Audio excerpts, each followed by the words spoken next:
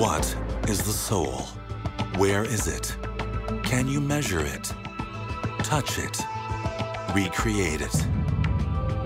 Do near-death experiences, reincarnation, and unexplained brain activity indicate the existence of the soul?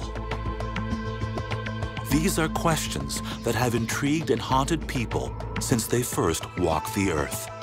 Today, in the 21st century, experts are closing in on some answers, using new technology and new understandings to unlock the secrets of the soul.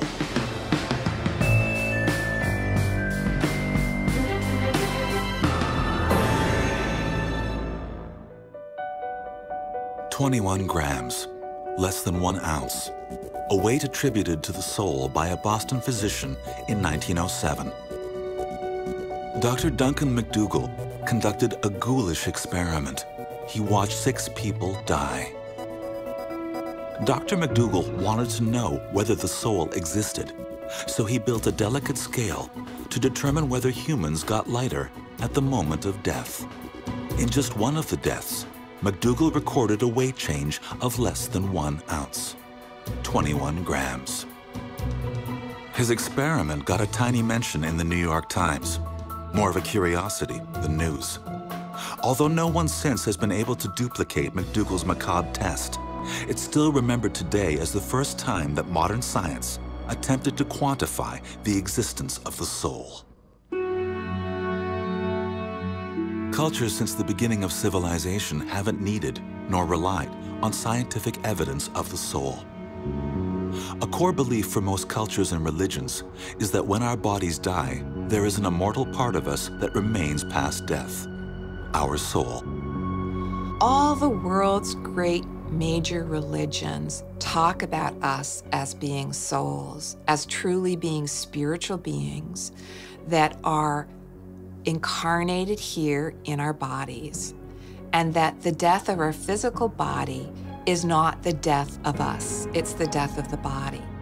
That us, that special spark that is us, I call that the soul, it leaves. There's a lot of question right now about how much of the irrational, mysterious, supernatural aspects of life we can explain through science. And many, many scientists are directing their attention toward those questions. And I applaud that. But I also think that religion is a language for the stuff that we don't understand. And one of the reasons that religion is so fascinating to me is that it is, by definition, paradoxical, oxymoronic. Like, things don't fit rationally together. You want to live forever and you want to keep changing. You want to have an immortal soul and you want to hug your grandma. You know, these things don't fit together. They're not rational. To trace the history of the modern, Western view of the soul, the trail begins in the 3rd century BC. Alexander the Great swept across Europe and Asia, and Greek thinking spread like wildfire. The Greeks, above all others, set the stage for what we believe about the soul today. The Greeks believed that your body was unimportant, in fact, even bad. It was the place where all of your most base impulses resided. So lust, greed, hunger, childbearing, everything that was yucky about human life resided in the body. And everything that was good and true about human life resided in the soul, which was in the head. So when you died, your soul ascended to God, and your body resided in the ground. You didn't need it anymore. The Greeks believed in reincarnation, that the soul can move on to a new body. As Christianity conquered the world, the Greek idea of body and soul being separate things was eclipsed by the evolving Christian notion that body and soul are part of the same whole. Because in the Greek context, you had your soul went up to heaven after you died, and your body was dirt, dust, nothing. The Christian teaching is that your body and your soul are one thing. You can't have one without the other. Together, they make you, you. Christian ideas of what does my soul look like raise questions that people joke about. But it remains one of life's great mysteries, where we go and what we are after we die, and which me is my soul. Am I me when I was, 26? Or am I me when I am 80? Or am I me with my wrinkles? Or am I me without my wrinkles? Am I me with my cancer? Am I me without my cancer? Those questions start to get people hung up, and then they start to be kind of funny and silly. But the yearning itself is real and powerful. So it's a conundrum, like all of these things. Christian beliefs eventually deviated even further from the Greeks, who considered the soul separate from the body, like an energy force. Christian souls were more like ghosts, with shapes.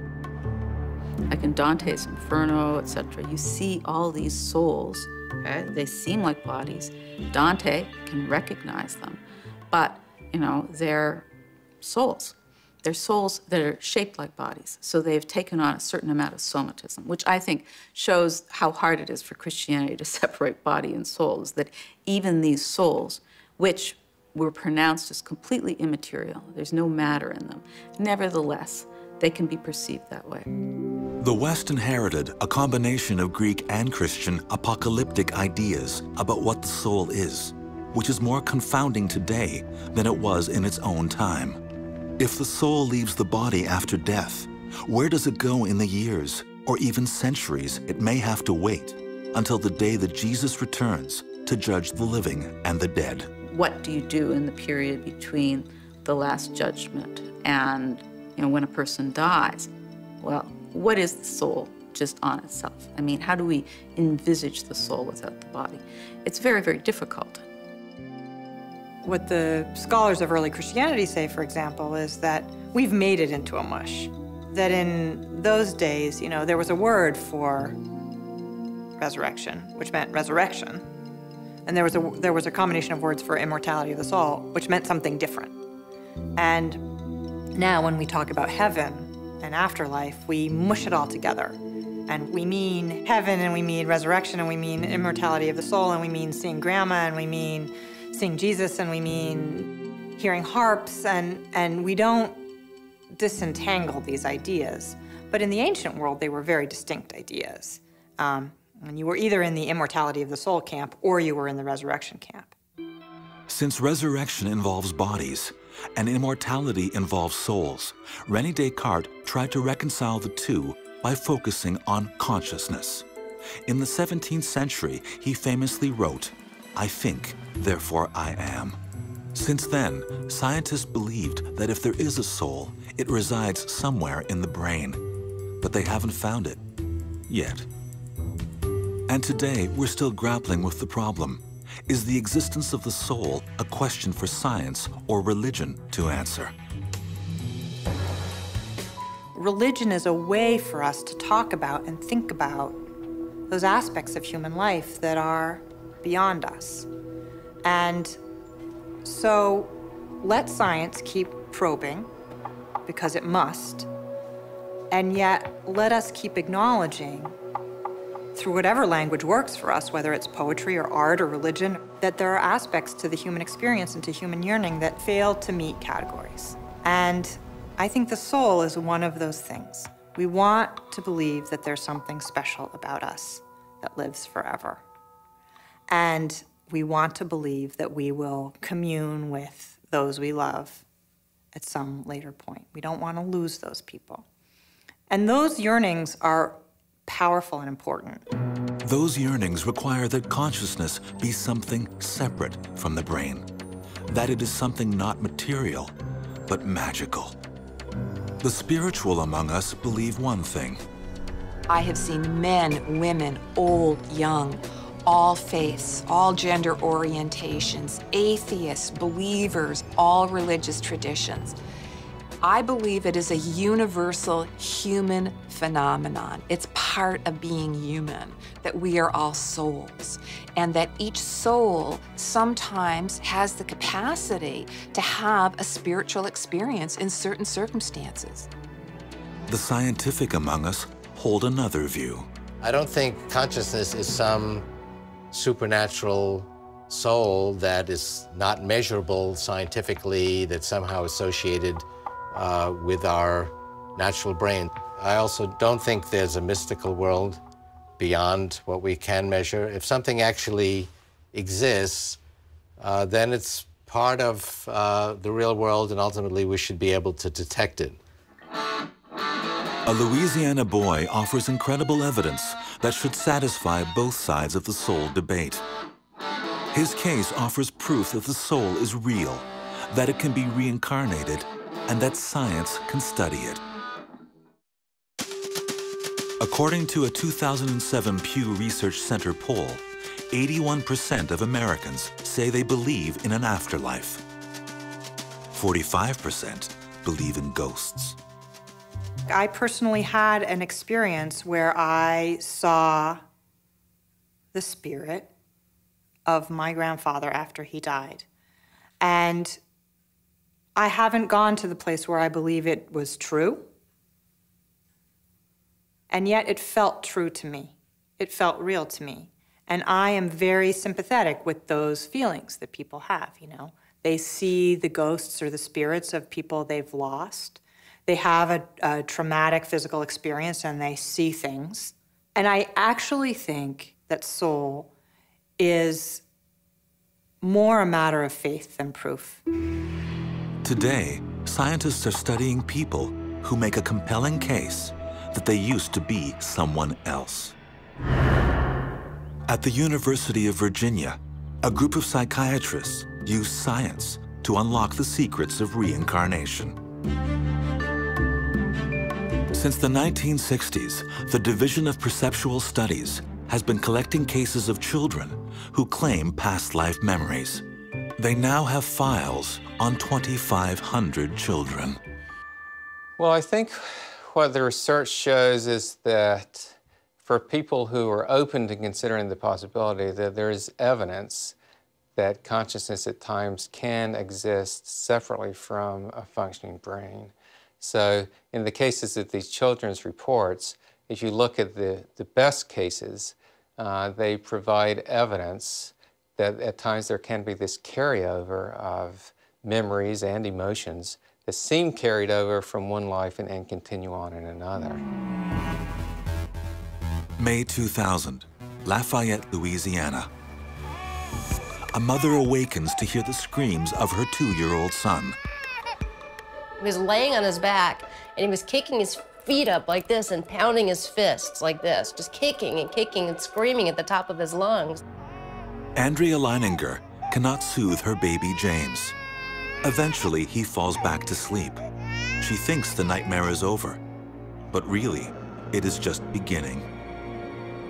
Then the next night, he had another one, and it was the exact same thing, the same exact kicking motion.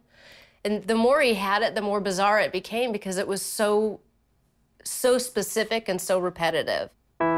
This marked the start of one of the best documented cases of possible reincarnation in history.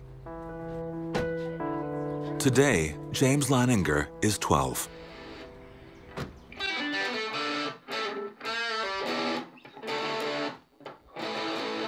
I play sports, baseball, soccer, go to Ascension Episcopal School.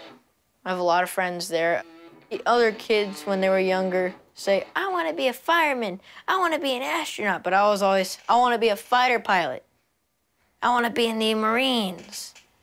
Oh, you got some school pictures. Yeah. Oh, they came out nice. From the age of 3, James's parents began to hear stories from their son that shocked them. That their son was recalling things that connected him to a Navy pilot who died in 1945. They were skeptical. Bruce is an HR manager in the oil industry. Andrea is a former ballerina turned instructor. As Christians, they never believed in reincarnation, but they began to piece together an amazing story. The first clue came from the terrifying, non-stop nightmares that James began having at the age of 2. He was saying, airplane crash on fire, little man can't get out. Airplane crash on fire, little man can't get out. That's when I was like, oh my God, is that what he's been dreaming this entire time? What he was saying wasn't registering as much on me as what he was doing. He was flailing around in bed. And I remember the very specific thought I had at that point. This looks like The Exorcist. He was freaking out. I had this thought, he possessed, what is going on here? Within a year, the visions that greeted James in his nightmares began taking shape when he was wide awake. I was reading to James, and then he sat up and he goes, Mama, the little man's going like this. And he laid down and he goes, and he did the same thing he did in his dream. He was kicking his feet up and he goes, the little man's going like this. Ooh, ooh, ooh, can't get out, can't get out. And I sat him back up and I said, who's the little man? And he goes, me. It still makes my hair stand up. And Bruce said, what happened to your plane? And he said, it crashed on fire. And he said, why did your airplane crash? And he said, it got shot. And Bruce said, who shot your plane? And he went, oh, the Japanese. James then gave his parents the next uncanny clue, one that was very specific, the name of a ship from which he says his aircraft took off. So I said, well, did your boat have a name? And he said, Natoma. And I'd never heard the word before. And I went down the hall and got onto the computer and Googled it. And down around hit 300, all there was this thing, Natoma Bay CVE 62. Clicked on it, and up comes this history of a World War II aircraft carrier. And so that was the beginning of what the heck is going on here. Standing there staring at this picture of this little, it was like an aerial photo of this little aircraft carrier in the water, and we just stood there staring at it for a long time. I had no answers. You know, how could he know this? How could he know a person? How could he know a ship? And what did all this mean? So that was where I really just said, I'm going to get to the bottom of this. I don't know how I'm going to do it. I don't know what I'm going to find, but I'm not going to stop looking until I get as many answers as I can get. This was enough to send Bruce on an investigation, doing his own research. Over the next 2 years, he learned about the men from the Natoma Bay, both living and dead. And James kept giving his parents additional, tantalizing, eerie clues. Well, I kept asking him, do you remember what your name was? Do you remember what your name was? And he always said James. And I thought, well, he's 2, he's confused. He thinks I'm asking him what his name is. Then James started drawing.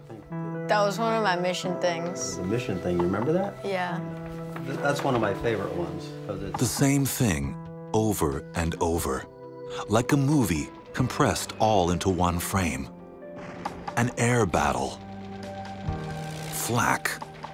A plane on fire.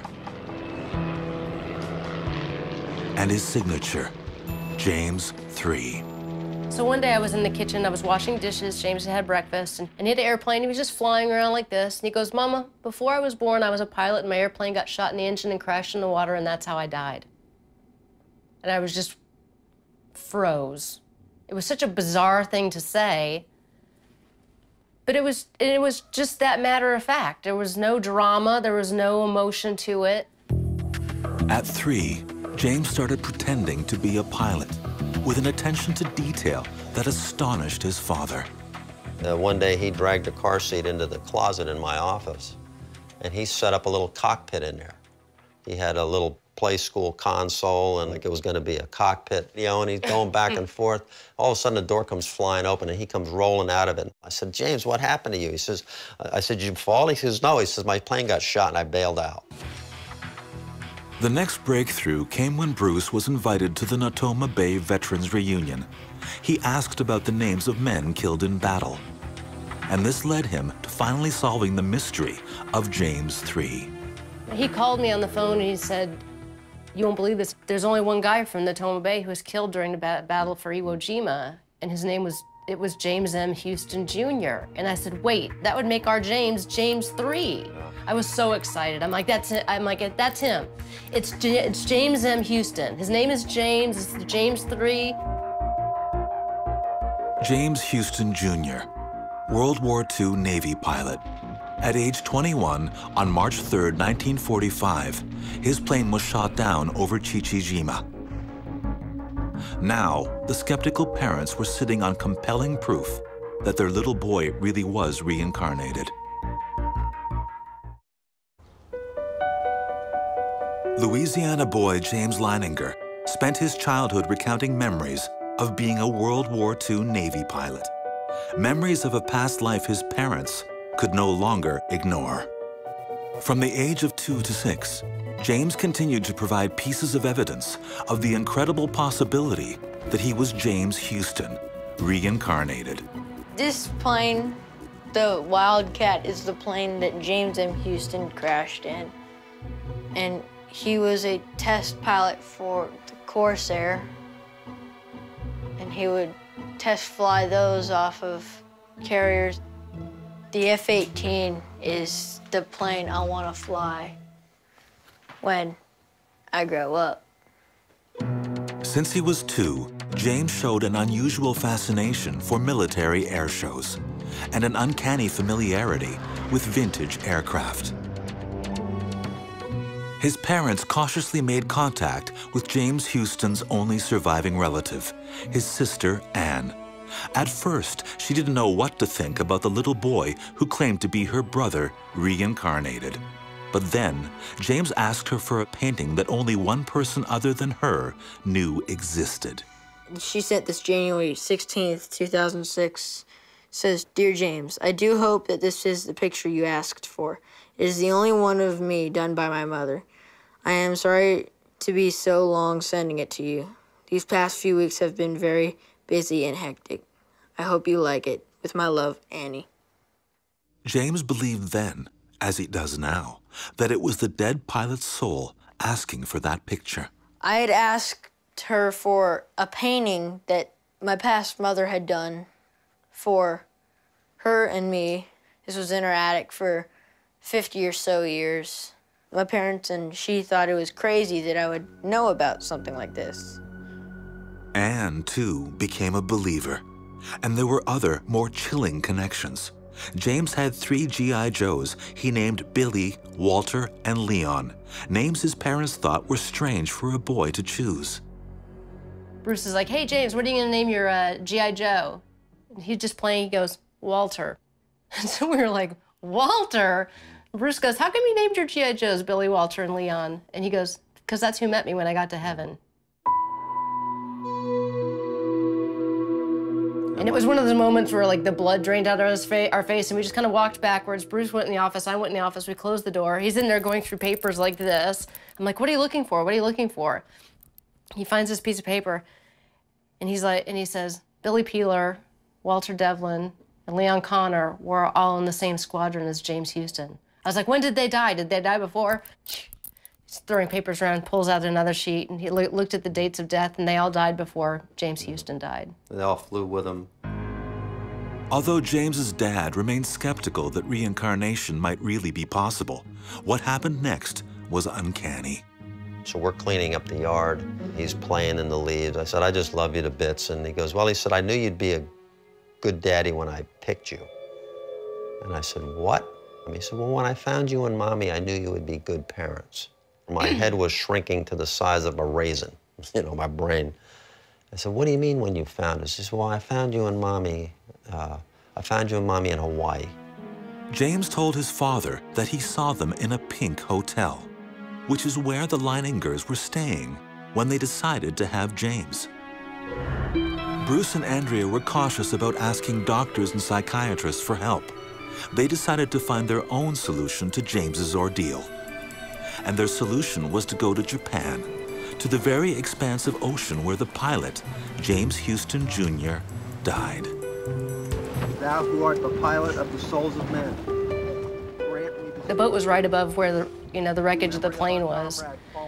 And Bruce did this beautiful memorial service. And so I thought that was a perfect moment for me to just say, I sat down with him and I said, Jim Houston's been a part of your life for as long as we can remember. And he's always going to be an important part of who you are. But you have a life to live as James Leininger. And it's time for you to say goodbye to Jim Houston. and he just Started the ball. started bawling. And he cried for about 20 minutes. He had It everyone was the on the saddest boat. thing I ever seen, He had everyone on the boat. crying. It's time for us to say goodbye. James Houston. Goodbye, James and Houston. Good job.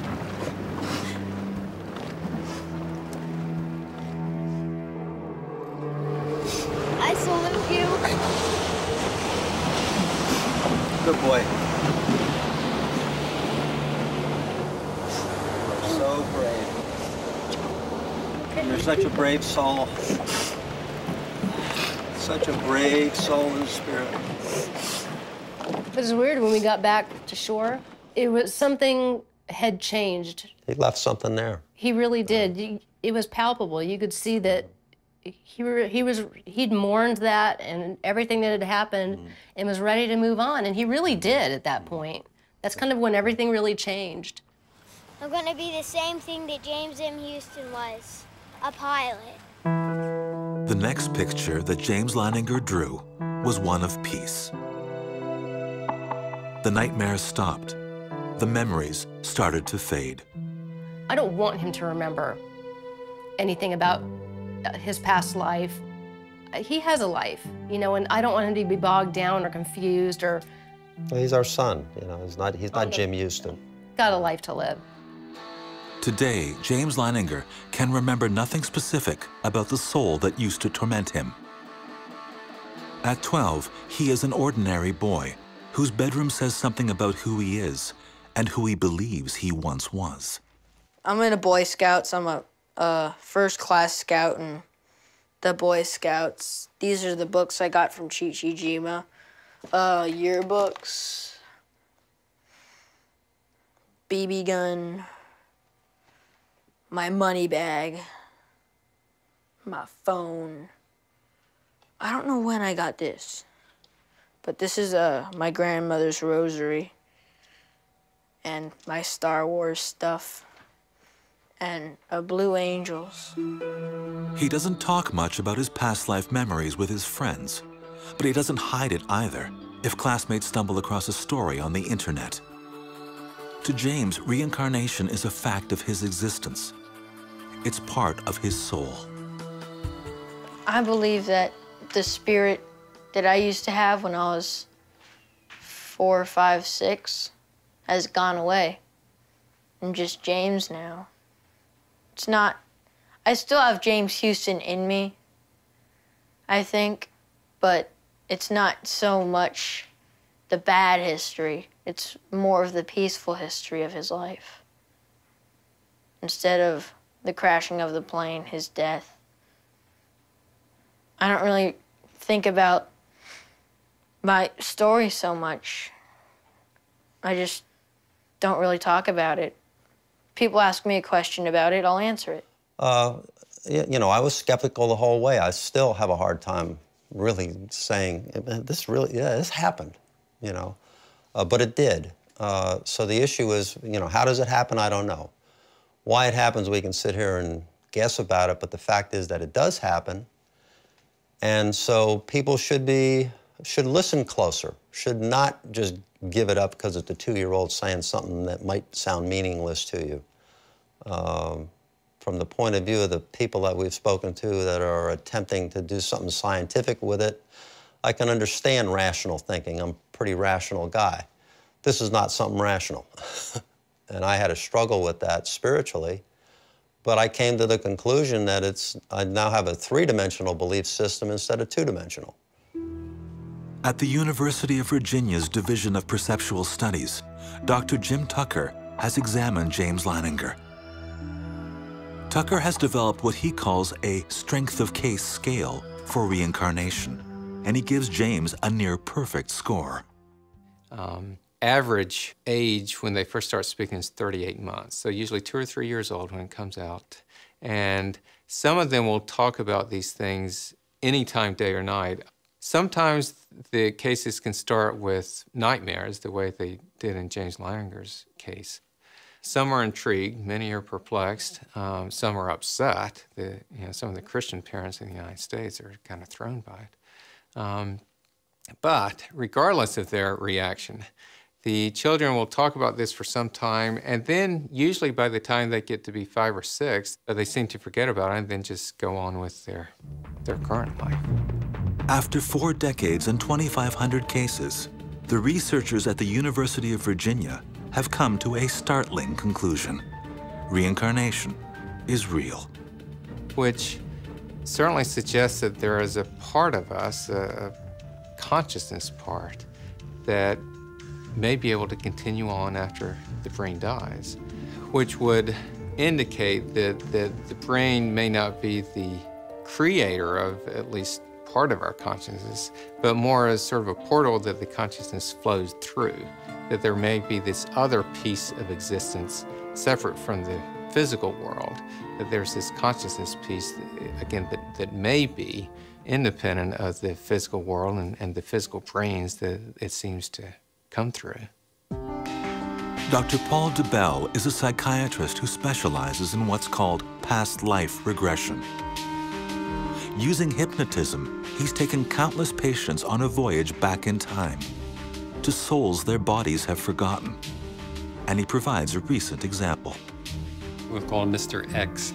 He had been sexually abused as a child, and he was really angry about that. And so he came in for a regression. So he suddenly found himself above a castle in Austria in 1630. He was actually a she, just washing the floors of this castle. DeBell firmly believes that what he is doing is about finding the soul through science. I think that spirituality today is in the same point that psychology was 100 years ago, when nobody thought that the mind could be understood.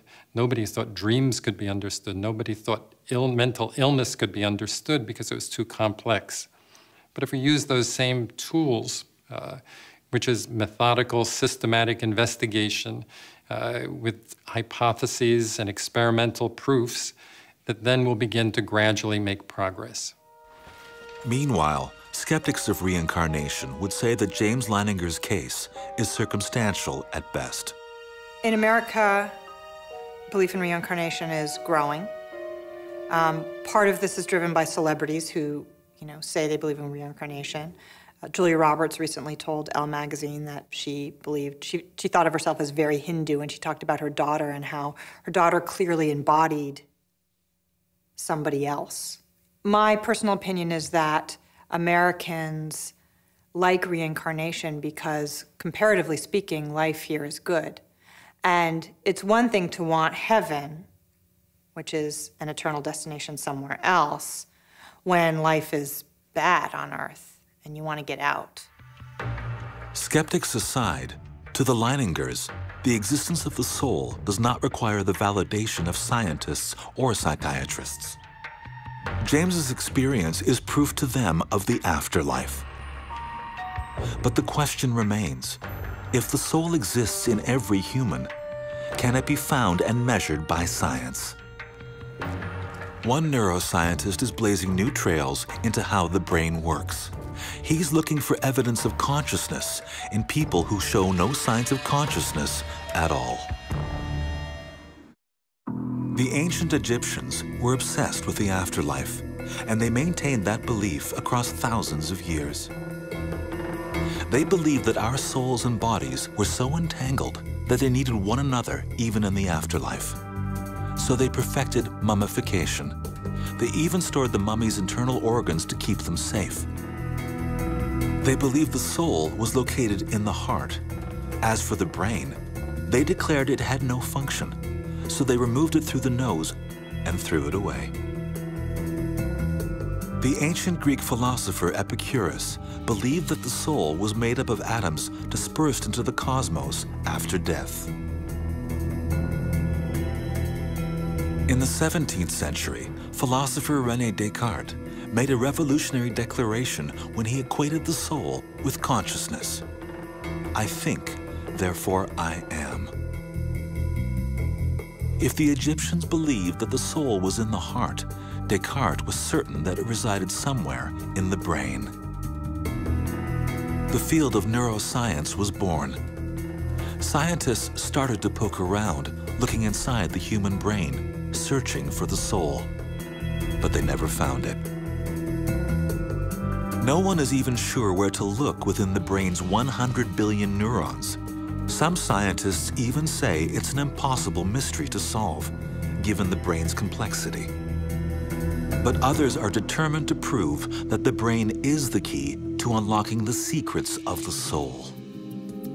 In medical school, we were given a brain to dissect as part of our neuroanatomy class.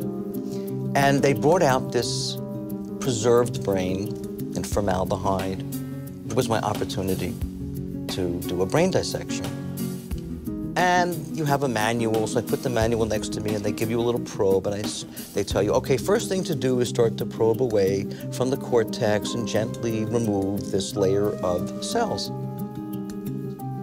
And I thought to myself, did I just, peel away what would have been this patient's recollection of a summer during a childhood picnic or a relationship with a particularly significant person in their lives?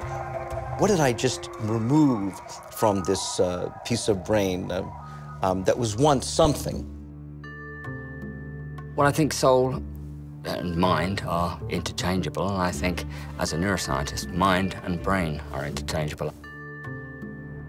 For 20 years, Dr. Adrian Owen has been studying which parts of the brain are active for different specific activities.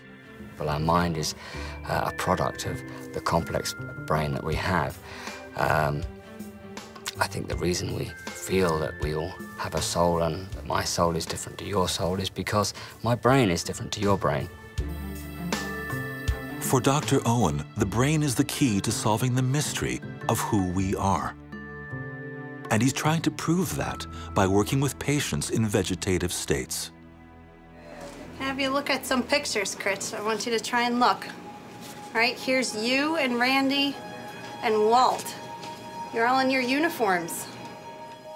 Chris was an officer in training at West Point Military Academy. In 2007, his car was rear-ended. He nearly died. Instead, he survived with permanent brain damage. But the Chris that was there, a young, bright cadet with his life ahead of him, was gone. Chris, do you see the picture of you and your friends? And you can't imagine in your worst nightmares. I've seen families go through this, but until it happens to you, you have no concept as to how heartbreaking it is. There are times when you feel like, they're not there. Other times that you feel like very strongly that he's there, he's listening, making eye contact with me. And it's so hard to pinpoint. Where is he?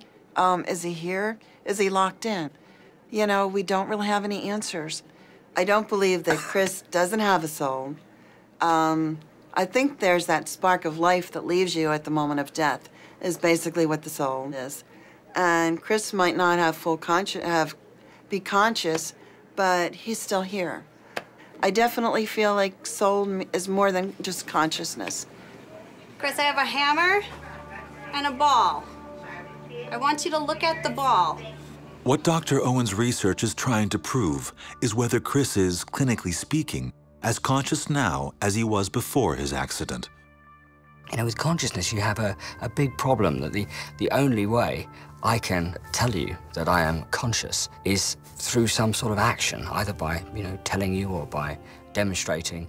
If you take something like so-called disorders of consciousness, vegetative state, minimally conscious state, you don't have those things with some of these patients. They are, by definition, unable to produce the sorts of responses that the rest of us would use to demonstrate that we were conscious. For Dr. Owen, what began as a simple study of consciousness turned into an unprecedented discovery. He conducted tests on a 23-year-old woman in a vegetative state. The results have revolutionized science's understanding of the brain. She was the victim of a road traffic accident and had been examined periodically for 5 months, and on each examination had all of the necessary criteria for a diagnosis of vegetative state. So we put her in an fMRI scanner and we asked her to imagine playing a game of tennis. In this scan, when you hear the word tennis, I want you to imagine standing on a tennis court playing a game of tennis. We picked this task because it's something that we tried many times in healthy volunteers, and we know this produces quite a specific activation in an area in the middle of the front of the brain called the supplementary motor area. And this area controls upper body movements, and if you lie in the scanner and imagine moving your body around as you would if you were playing a game of tennis, you get very strong activation in this area of the brain. So while she was in the scanner, we instructed her that when she heard the word tennis, we'd like her to start imagining this task and carry on until we said rest. And when we did this, her brain activated just like a healthy volunteer. So on this basis, we concluded that she wasn't vegetative at all. She was entirely consciously aware. That was pretty exciting. We had another task that we used. It was important to show that this wasn't just an automatic reaction, but if we changed the task, the brain activation would change. So we used a type of spatial navigation task where we asked her to imagine moving from room to room in her house. And this pretty much always activates an area deep inside the brain called the parahippocampal gyrus in healthy volunteers. Never seen it before in a vegetative patient, but nonetheless, when we asked her to imagine moving from room to room in her house, the parahippocampal gyrus activated just as it would in a healthy volunteer. Owen's groundbreaking work opens new questions about where consciousness begins and ends. Scotty was a New York City police officer who was hit by a car in 2002. I feel he's here. When I speak to him, I don't know how to put this, I think he's still there. Oftentimes I sit aside and I say to myself, what is he thinking? Because he can't speak to us, you know? What is he thinking? But I'll give you an example. We have this ball at home. He actually kicks the ball. I become the target. He will hit me with it, and he'll laugh. He'll laugh at me. And I feel that it's me that he's targeting. Yeah, he's there, and he's the same Scotty. He just can't get out. Is your name Scotty? Yes or no? Look at the card that has your answer. Owen has proven that despite no signs of outward awareness, for some, an inner spark remains. And within that undiscovered brain may be where we find the soul. For the indigenous peoples of the Americas, humans are the minority in a world inhabited primarily by spirits. A common thread through these beliefs, from the Cherokee to the Haida, is that transformation takes place when a child is about to harmonize his soul with the spirit world around him. At this critical moment, spirit guides lead an adolescent into adulthood, and the human soul is unleashed.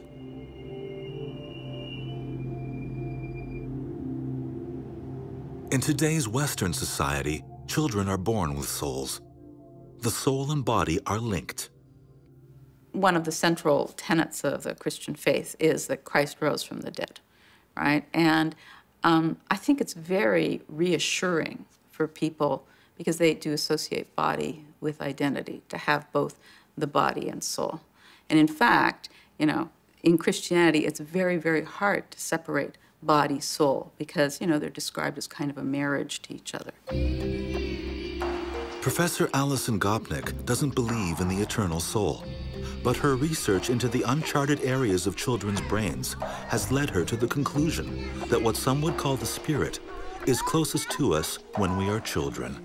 I'm a scientist, an atheist, a materialist. I think everything that's here is everything that's here.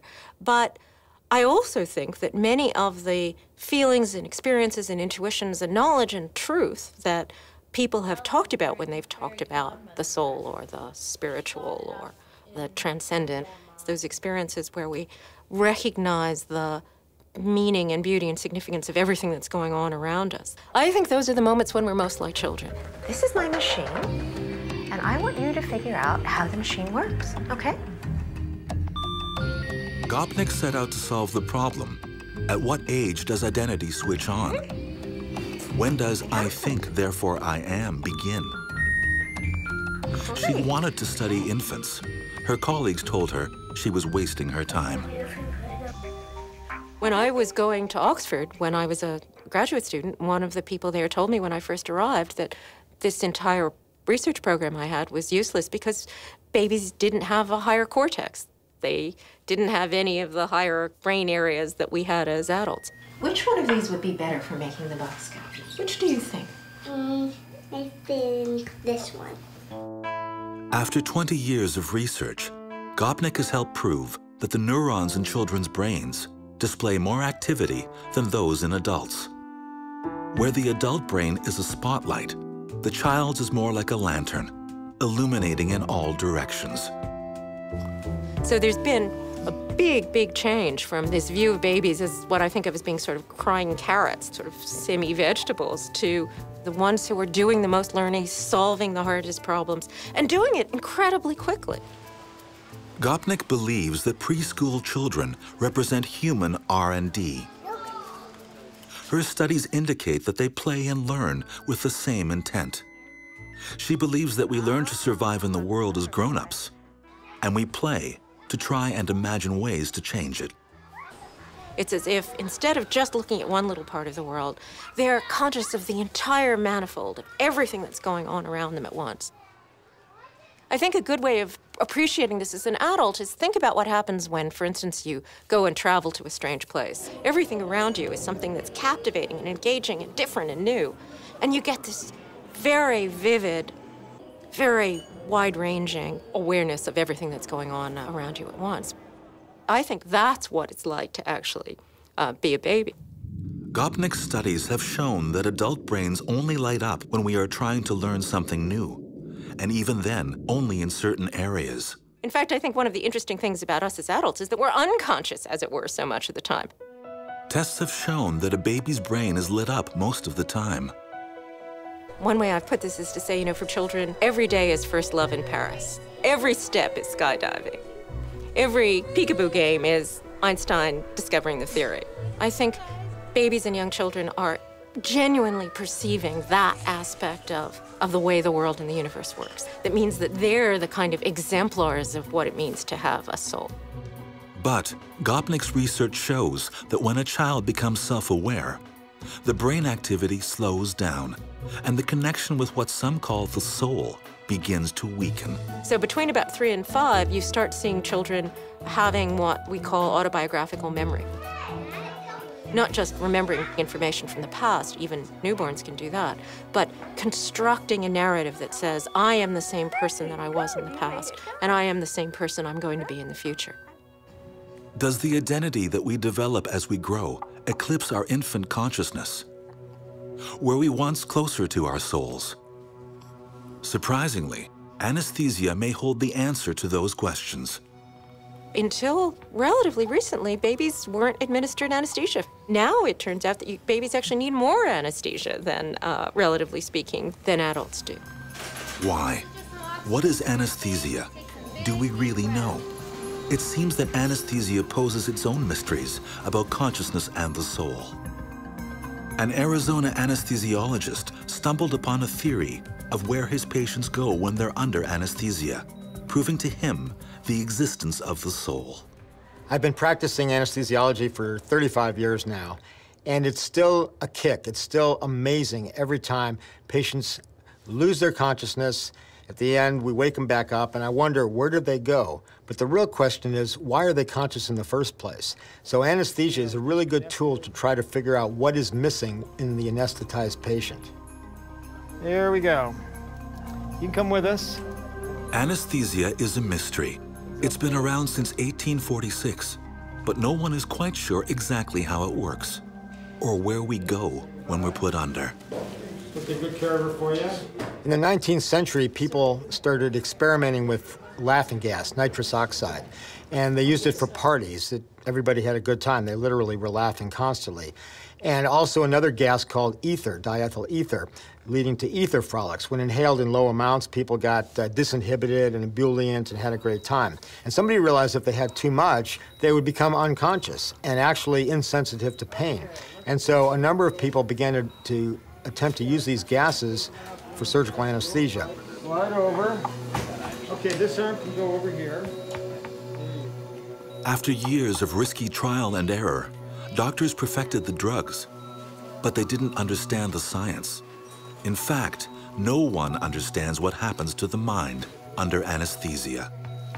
Generally, one does not dream under anesthesia. There's no consciousness. You're just gone for the duration of the anesthetic. You tell me when you're asleep, okay?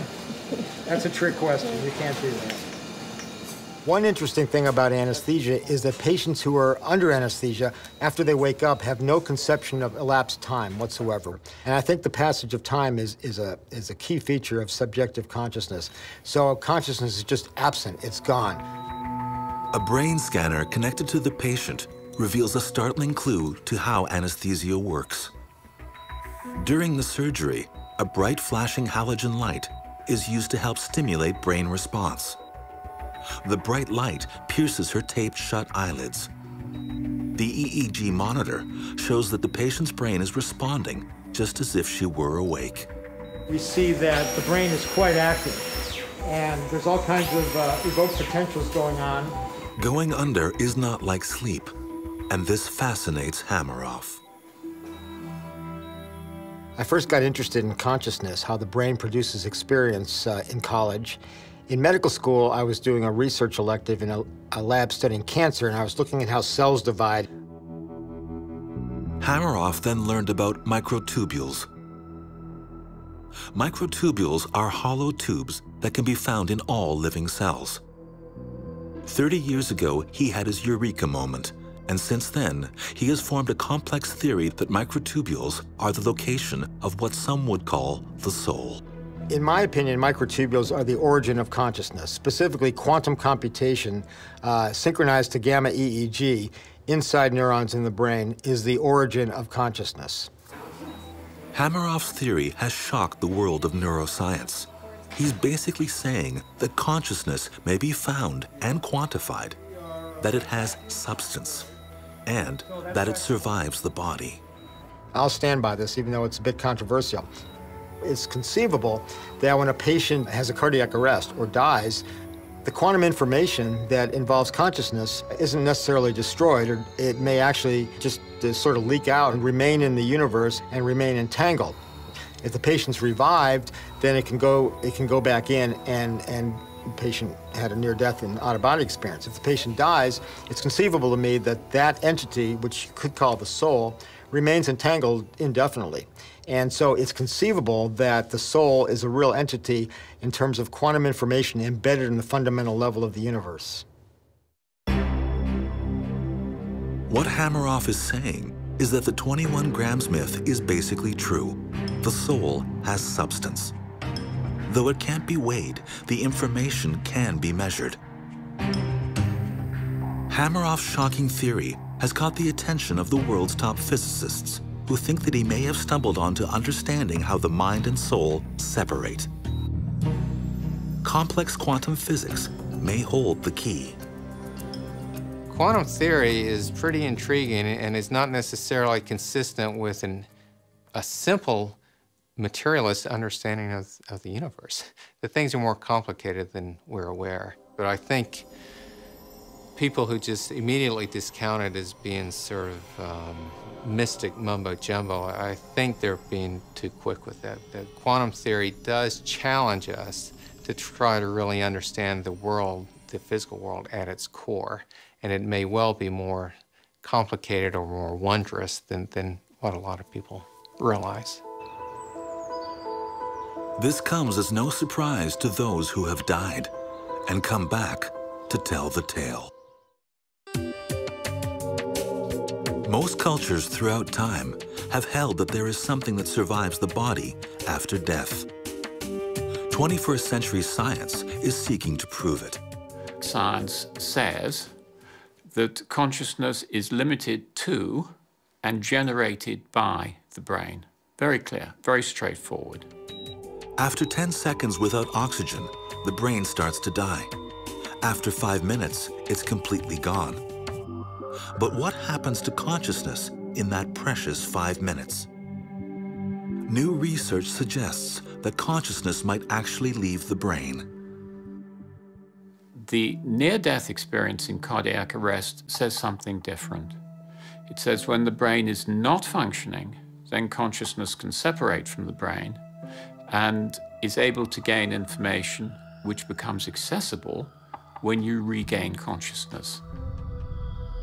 Now that is an astonishing statement.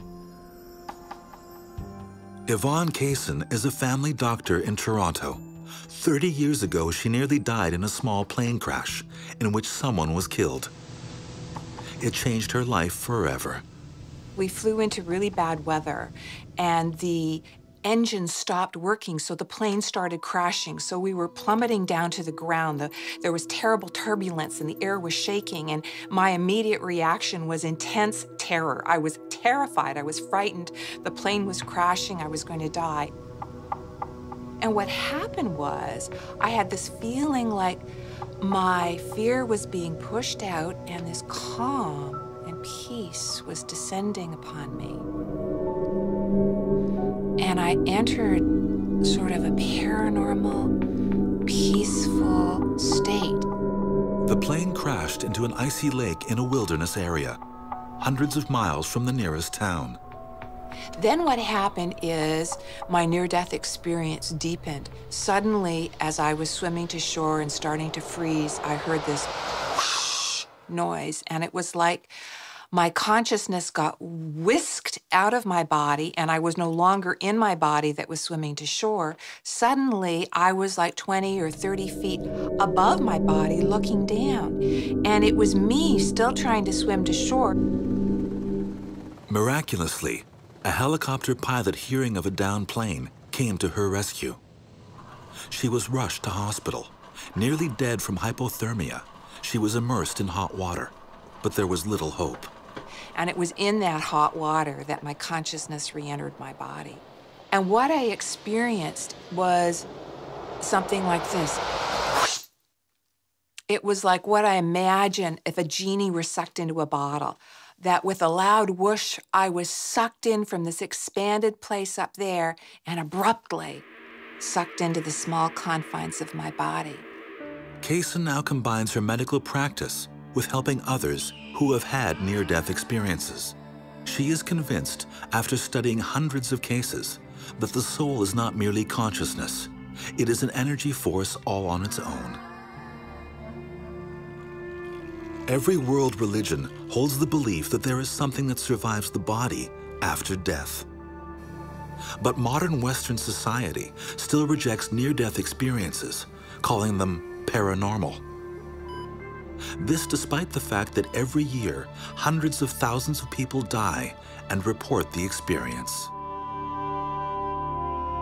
At the time, Kaysen did not know whether she was alone. Had anyone else had an experience like this? And what is it called? What is this that happened to me? Dr. Peter Fenwick has studied the phenomena of near-death experience for years. Initially a skeptic, he is now a believer. As far as near-death experiences are concerned, I didn't believe them. They happened in America, they happened in California, they certainly wouldn't happen in London. What we found out was that near-death experiences are very common.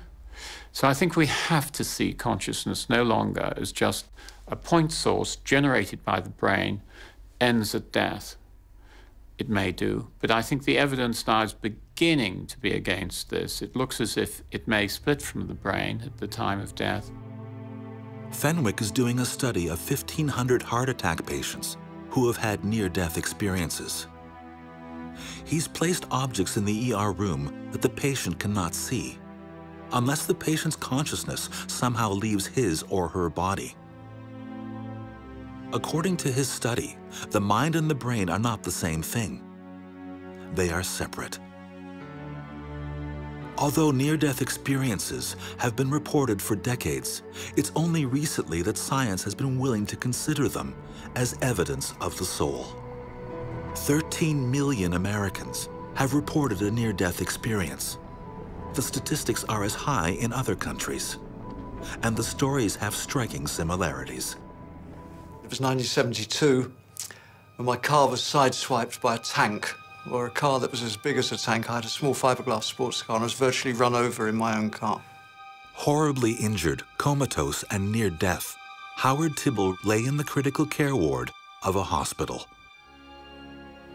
Evidently, for the next 3 days, in intense pain, unable to talk to anybody or correspond in any way.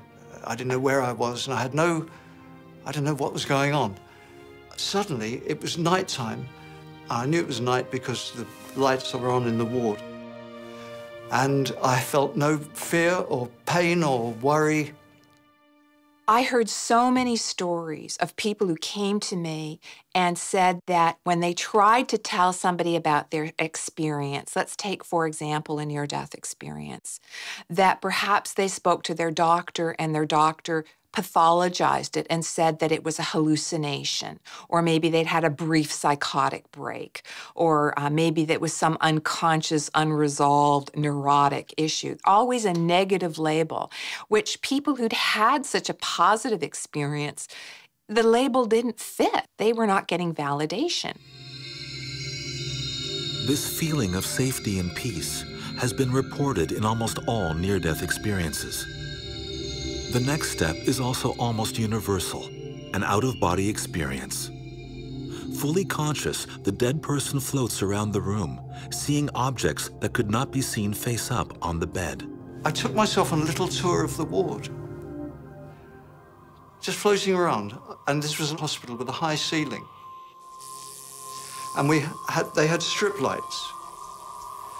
And I floated up to the side of this strip lamp, and it had the word Osram, and I was 1 foot from it. I could have touched it, but I had no hands to touch it. And I didn't find it odd or anything. I thought, well, there you go. Osram make lamps, you know, it's fine with me. The next step for most people is the soul's return to the body, bringing a memory of the experience that is not like a dream. It seems real. We use the word soul as if it were a sort of thing that flies away to heaven, and it could be consciousness, it could be a mind, it could be a number of things. I actually believe it's the way out from here to start the journey to wherever we go. But I don't think we have to be religious to make that journey. I've not been that good in my life, you know. Rock and roll. Clinical studies on near-death experiences indicate that something untangles itself from a dying body. But research has a long way to go before proving that a spirit-like something truly exists. Whether or not we'll be able to validate the idea that there is a soul is always going to be an open question, because of course we never know. But what we do is we take information from some of the wider experiences which we can have. And if you take all those together, then you would argue that in some way the old idea of there being different levels within the body, and some of these are able to continue after death, is a very good hypothesis, yeah. 81% of Americans believe in the soul. And yet out-of-body experiences are marginalized with UFO sightings and seeing ghosts. Fenwick's research aims to change that. He even believes science will soon be able to prove the existence of telepathy, linked souls speaking across space and time. Do I think the consciousness can exist outside the brain? Well, there's lots of evidence to show that. They're all the telepathy experiments. In my field, there is what happens as you approach death. And there is something called deathbed coincidences. The dying person seems to make a visit to other people, but it's other people with whom they're closely emotionally attached. It's usually a strong emotional feeling that something has happened to somebody. And the evidence for this is getting very good. And I suspect in the course of the next few years will become much more into the mainstream. While some scientists grapple with the survival of consciousness after the death of the body, others are trying to touch the soul with the help of a shaman. Dr. Frank Eckenhofer has traveled to the jungles of Peru to take a powerful drug that he thinks can help him measure his soul. and he's going to use 21st century EEG technology to help him do it. My topic is awakening of the mind, and it's really very dangerous to say that in a scientific forum, because that doesn't seem like a legitimate scientific topic. It's a religious topic. This field of consciousness, the reason it's somewhat conservative, it's touching this dangerous third rail of science where you're getting very close to what's called religion. So I think there's a resistance or a not being sure how to bring scientific methods into this edge where science studies consciousness, but not just consciousness, but something that really is religion. It's religious experience. In recent years, Dr. Eckenhofer has been intrigued by a powerful plant-based substance that massively alters consciousness. The substance is called ayahuasca.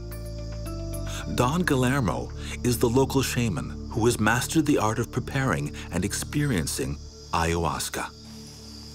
Tenemos aquí la famosa planta ayahuasca. Ayahuasca es una planta visionaria, ¿no?, que los curanderos utilizamos para descubrir los secretos ocultos, ya sea dentro de la mente. Ayahuasca comes from an Indian word that means vine of the soul. It's seen by many as a direct route to the divine. Illegal in many Western countries, ayahuasca's potency depends on the skills of the shaman who cultivates, harvests, and prepares it.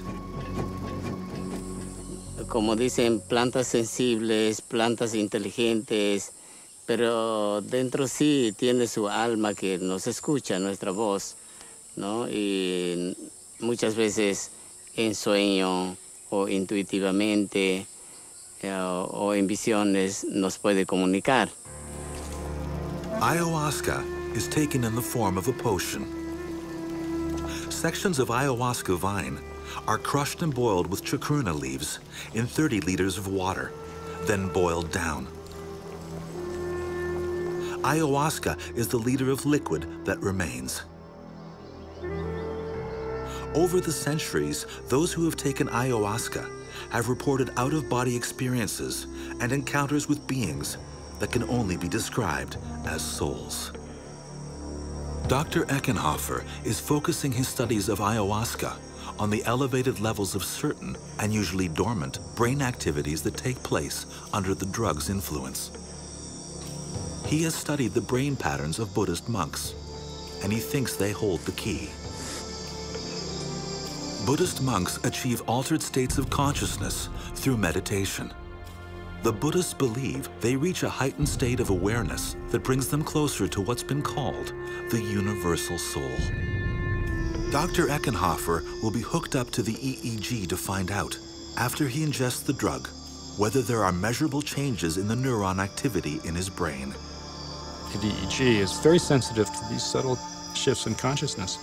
There's major pattern changes that occur in the EEGs. And I've made measurements, and I've found that there's certain very interesting frequencies. And so these frequencies are indicators of this state change.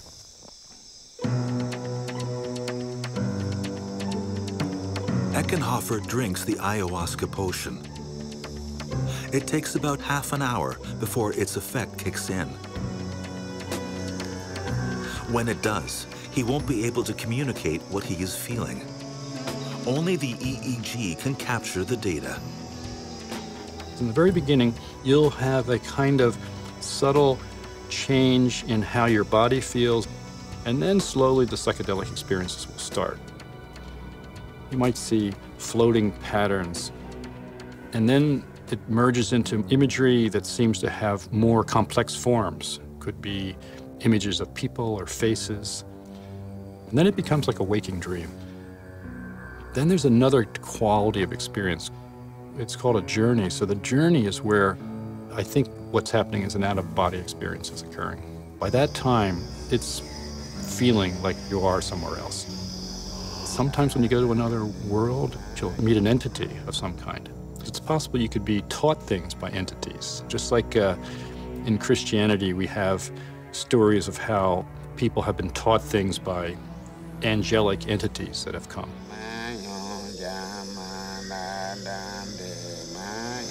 represents, it brings down and channels, and so sometimes the movements are very fast and intricate. Somehow they're synchronized.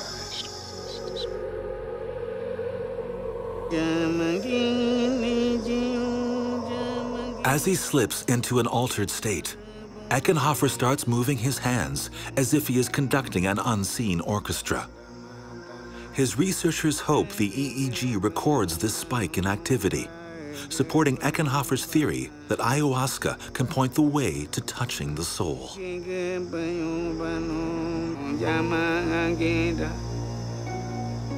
Eckenhofer can recall only impressions, lost in his own consciousness. The next morning, he is firmly back in scientific mode, examining the story that the EEG data is telling.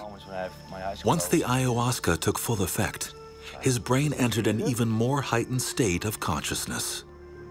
Okay, so we're starting here and we're going and searching some part of alpha. Oh! Ooh, that's the part. Whatever he saw, Eckenhofer may have seemed in a near coma, but in fact, his brain was on fire. Eckenhofer's EEG tests prove that in an altered trance-like state, the brain behaves much like it would in an out-of-body experience or a religious rapture. To him, this is what it means to see the soul. To me, the word soul is more of a Western formulation, Western kind of religious category, actually. I feel that soul, it's a meeting place between the formless dimension of spirituality and the physical world. Perhaps that could be viewed as soulful or a connecting point. As one group seeks to find evidence of enhanced consciousness inside their own minds, another is trying to see if they can create it by building a brain. Frankenstein's monster, a thinking being created by science, more powerful than its maker, ultimately outcast for being feared and misunderstood. Mary Shelley's famous monster lives on across almost 2 centuries of popular culture, because the story of Frankenstein is a story that scares us to our very souls. Dr. Frankenstein was a Swiss scientist who was obsessed with the spark of human life. It's only fitting that another scientist has chosen Switzerland to launch a 21st century equivalent project. For 15 years, Dr. Henry Markram has been working on a biology-modeled machine that can think just like we do. Dr. Markram is leader of the Blue Brain Project. Blue Brain uses one of the world's most powerful supercomputers to reverse engineer the human brain. Many people ask, why are you doing that? I mean, why do you want to build a model when there's 6 billion of us out there? What will it be useful for, and can it really be useful?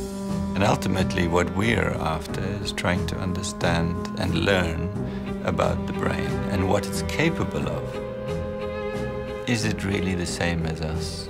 Is it the same as a human being? Does it capture it? The project's goal is to mimic the complex structure of the human brain in a computer and see if it has the ability to reason, just like we do. I think that what Blue Brain is fundamentally different from most models is that we're not trying to just build a model in the simplest way possible. We're trying to build a model in the most biological way possible. If an artificial brain can be created in a biological fashion, Markram says he can't predict whether it will or will not become a conscious brain. Our strategy is that if we build it correctly and we understand it from first principles, that it will emerge and it will speak and it will have higher brain functions. And I don't know, it may or may not have consciousness. Like Dr. Frankenstein, the Blue Brain team is using living material to create their creature. Not human parts, but rats. Human neurons are strikingly similar to those of rats. First, a rat is decapitated.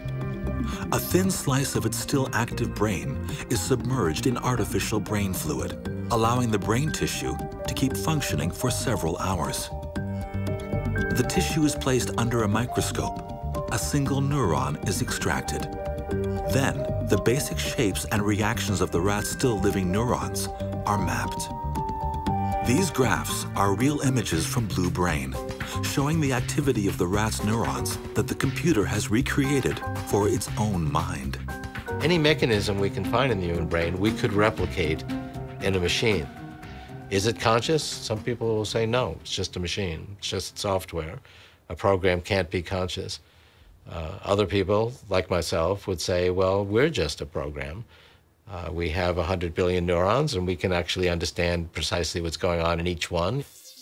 The neurons taken from living rat brains form the template of Dr. Markram's artificial consciousness. His computer maps then imitates the neuron's actions. Basically, Markram is building a brain, one computer-generated neuron at a time. The secret is to look for the rules. And then you don't need to have studied every single neuron in the brain. You build a model of 100 of them, not a billion. And once you build 100, you can analyze them, and you can analyze their statistics, and you analyze their rules. And those rules now you can use to recreate all the diversity, billions. So we can actually today create well over a couple of 100 different types of neurons, and we can build as many of them as we want. It's not limited. Others are not so certain that the Blue Brain and other artificial intelligence projects of the future can ever succeed. Consciousness, some believe, is too complex. AI is very interesting. You can't make a horse out of feathers. It would be very tough to make a computer out of cloth. And you can't make a conscious mind out of silicone chips. Constructing a human brain will require a computer 1,000 times more powerful than any currently in existence. It would take at least 3 football fields to house such a computer. But Markram says the goal is within reach, to create a conscious artificial intelligence. The data is there, the technology is there to explore it. The computing power has reached critical mass. We have petaflop supercomputers now, 10 to the 15 calculations per second. It's the first time in history that these things are coming together, which is required for simulation-based research. When they converge, it's inevitable.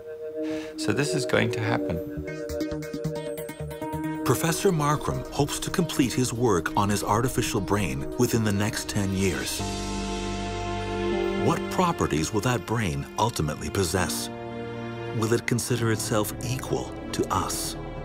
Will it have emotions, or a personality, or a soul?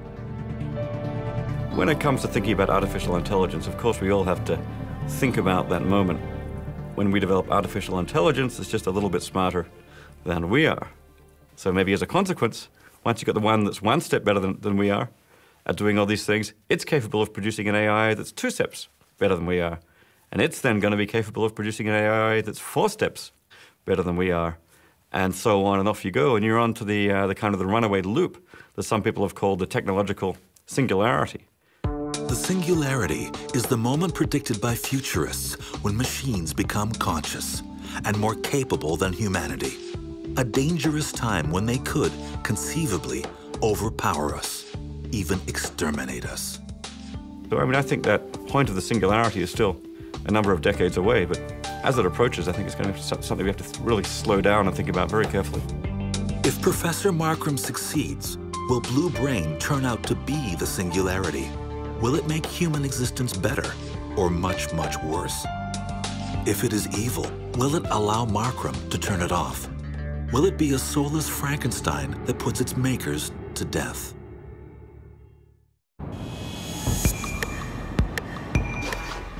Hiroshi Ishiguro is working on designing a world where humans and robots are indistinguishable. And almost by accident, he's challenging the notion of where people and their souls begin and end.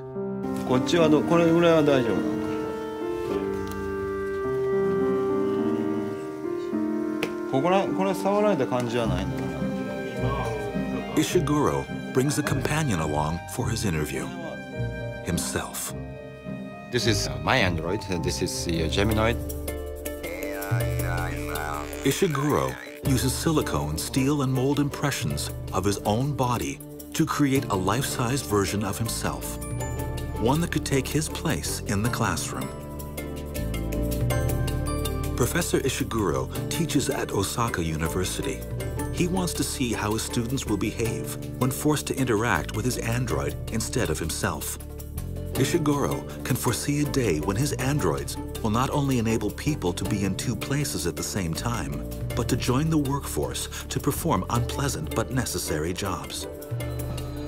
Ishiguro has thought a lot about whether his robots could be advanced enough to be given consciousness. But the Japanese have a unique view that does not equate consciousness with a soul. Everything has souls, the rocks and, wow, the chairs and desks and, everything has a soul. I think that is a fundamental difference between Japan and other countries. The human is not so special for Japanese. Human is a part of nature, that's all. Ishiguro is part of an ancient Japanese tradition of making lifelike machines. According to tradition, the soul of the creator is in the object, and in Japan it's believed the creation, too, must have a soul. それは理論的にはね、魂がないとは言えるんです。それはそれで、日本人っていうのはどういうんですかね、魂を作り出すんですね。いわゆる盆栽にしても生け花にしてもお茶にしても全てですね、いわゆるそういうまあ言うたら作り出すというで、僕らはこの人形を作る時に魂を入れるっていうんですね。でやはり一生懸命作るとですね、それがこう生きてるように思えてくるわけですね。What is the soul? What is the consciousness? What is the intelligence? What is the emotions? My answer is that these things are subjective.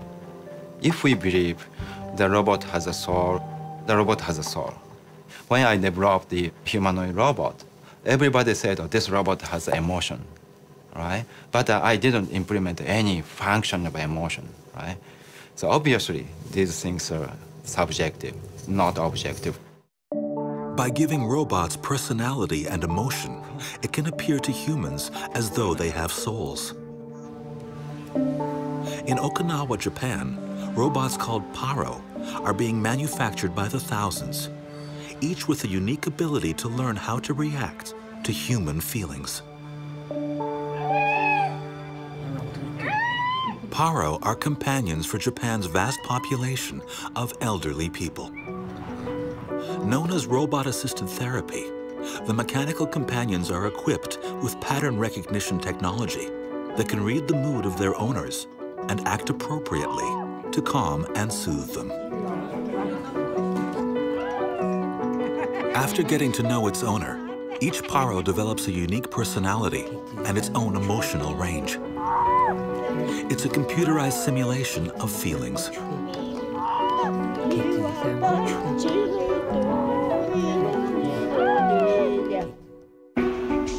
Professor Ishiguro's ultimate goal is to exceed Paro's emotions, to build an android that looks, moves, and talks like a real human. Apart from his Geminoid, he's created a female android that has advanced emotional expressions.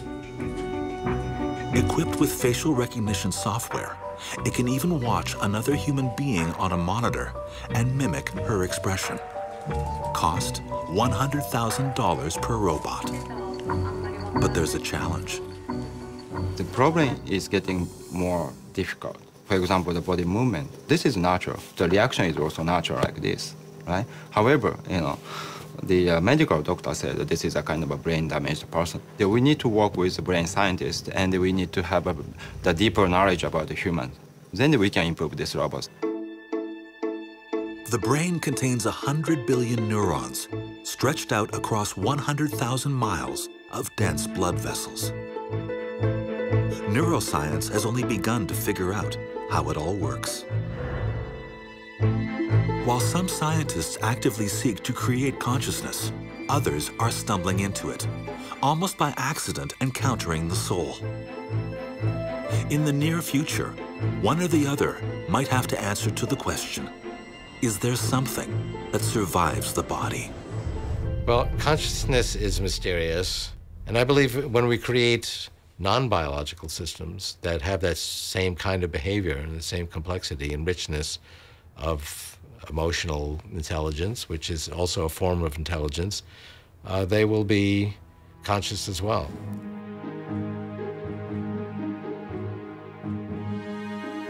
If you ask somebody, do you believe you have an immortal soul, or do you believe you have a soul? I think that people would be exposing what are their most heartfelt hopes, their worst fears. So I think it's much easier for us to focus on what we can apprehend, our intelligence, how smart are we, IQs. You know, is that a measure of the soul? It certainly is a measure of the reasoning faculty, the intellect. So it doesn't have anything to do with the imagination. So it's a very limited view of what the soul is, and also a very temporal view.